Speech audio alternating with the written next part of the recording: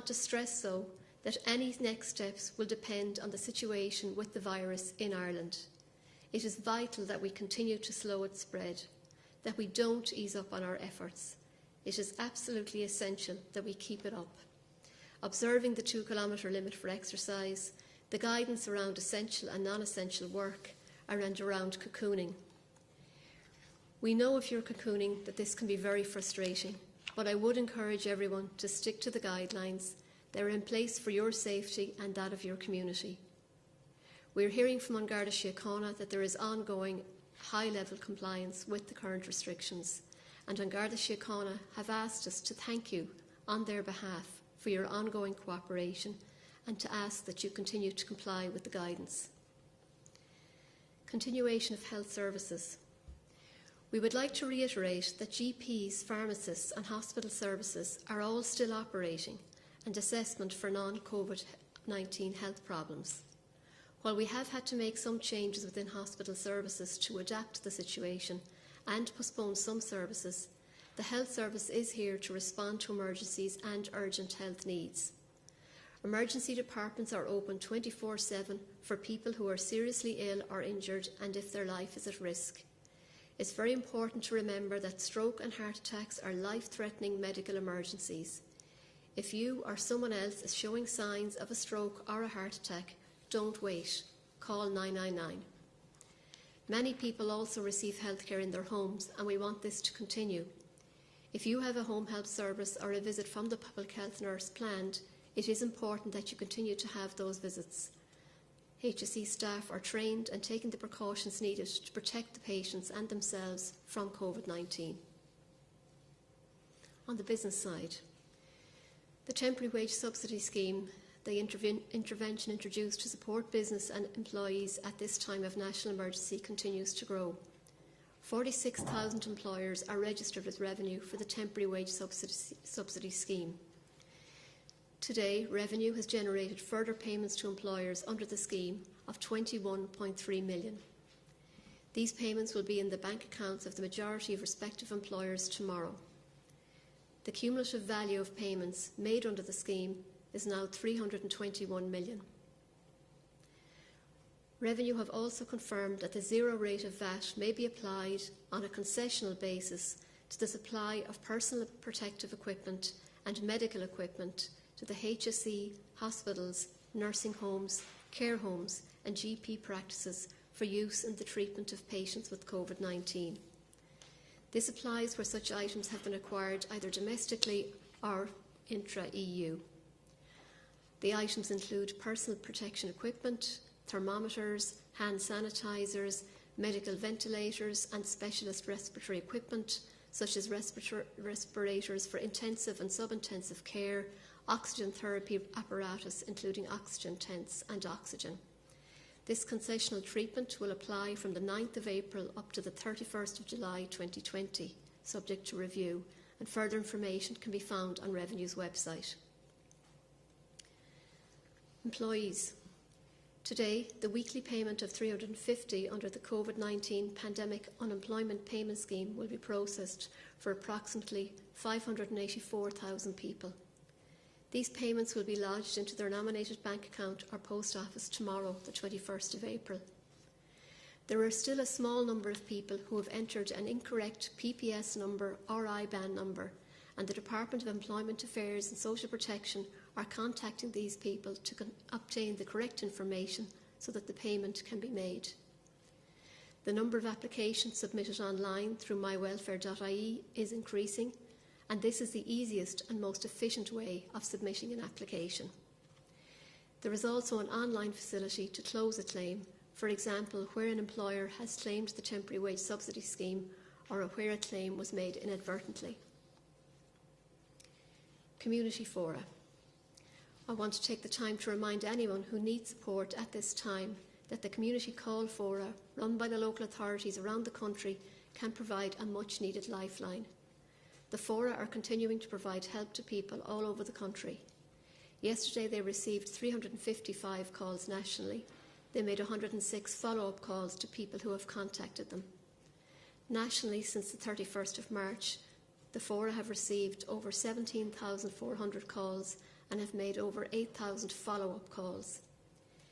You can find your local helpline number on gov.ie. If you need help, if you know someone who needs help, or if you want to volunteer to give help, please contact your local forum.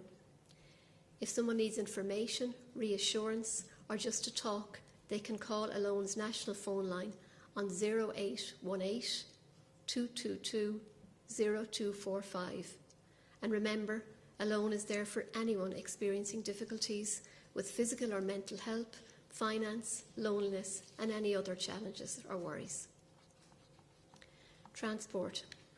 I mentioned on Friday that driver licences and learner permits due to expire before the 30th of June 2020 will now be valid for a further 4 months. So just to clarify what that means, if your driver licence, learner permit or certificates of competence was due to expire within the time frame between the 1st of March and the 30th of June, under the new regulations, you can add 4 months on to the end of the expiry date. So, for example, if your driving licence was due to expire on the 3rd of May, it's now valid until the 3rd of September under the new regulations.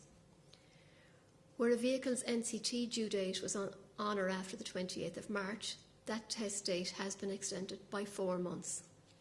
For commercial vehicles due to have a commercial vehicle roadworthiness test on or after the 28th of March, that test date has been extended by 3 months.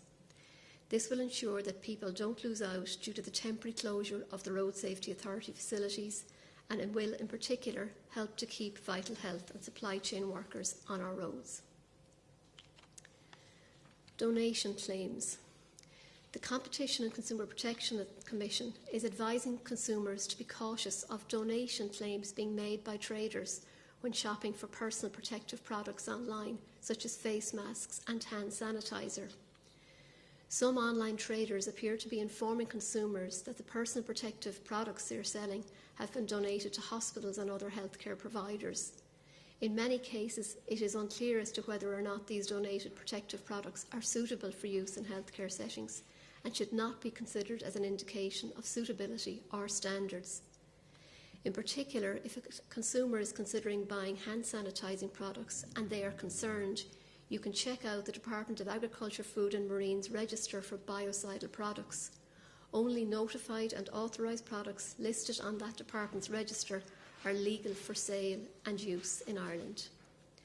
Any consumer that encounters misleading practices or experiences difficulties with the trader should contact the Competition and Consumer Protection Commission by visiting their website at ccpc.ie so that they can advise them of their rights. And for further details, please check out gov.ie. Children and families.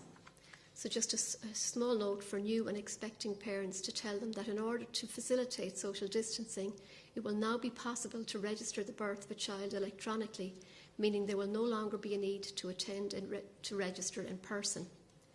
As you know, registration is a legal requirement, but you also need a birth certificate to enrol your child in school and to apply for a passport and lots of other purposes. Electronic registration of birth will also allow for the child benefit payment to begin without delay. This electronic registration option is available on gov.ie/DEASP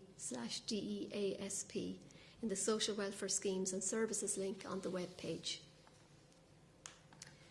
Issues and concerns. One-parent family payments. We are aware that there may be some situations where a one-parent family recipient is no longer receiving maintenance for their child because the other parent has lost their job due to the COVID-19 pandemic.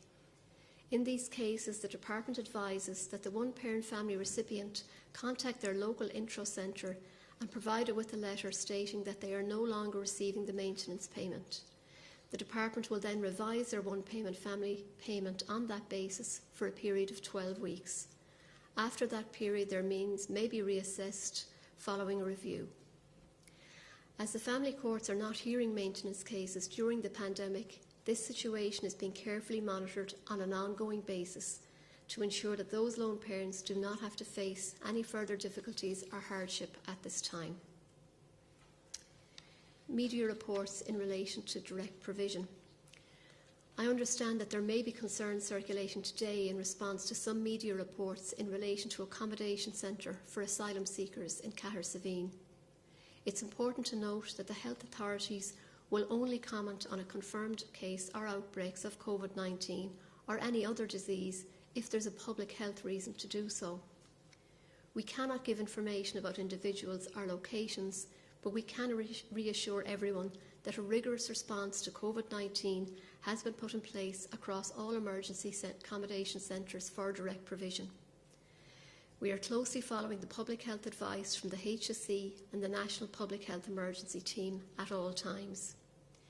In the event that a person is suspected of or confirmed as having COVID-19, we're advised by the HSE Public Health they are moved to a dedicated off-site self-isolation facility. They will be cared for there by the healthcare team until the HSE considers that they can return to their centre with no risk to other residents or staff.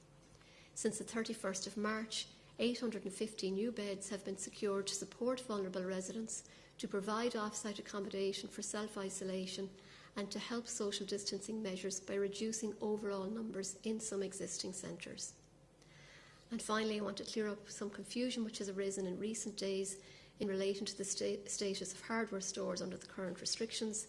Hardware stores shouldn't be open to the general public.